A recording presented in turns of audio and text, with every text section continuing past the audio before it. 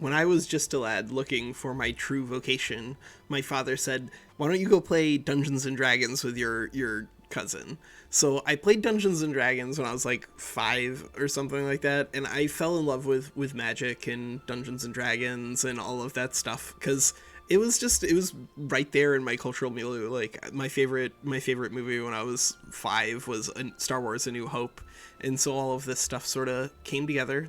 Not a big surprise there, but it means that I have, of course, my favorite schools of magic.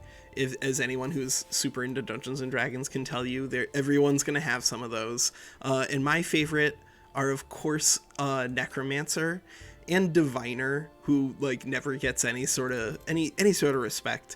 But anytime you show me a game that has a Necromancer in it, I can't say no.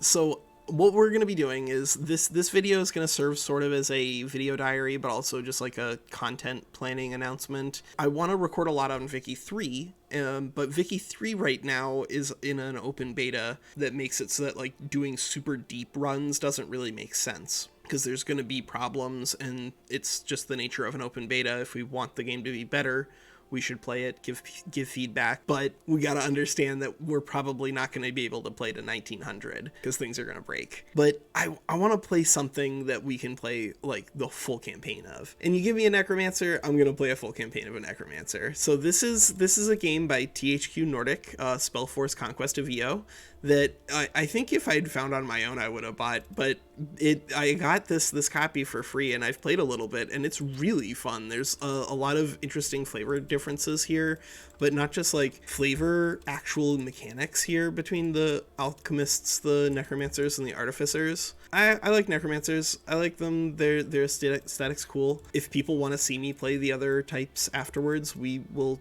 certainly consider it. I want to see how long one campaign is. But this is going to be a 4X role-playing game with like a fantasy element to it.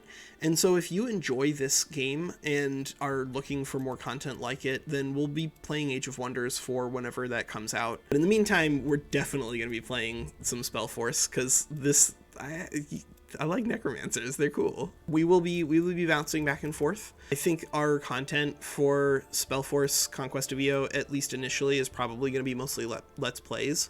But if I feel like I know stuff about the mechanics that are useful to turn into a tutorial video, then I will. I think that there are definitely a lot of really interesting mechanics here, because this is a tactical combat game. That's the other thing about it, is that it's not like Heroes 3 where, sacrificing some units is fine. This is a role-playing tactical combat game, and so losing units is expensive.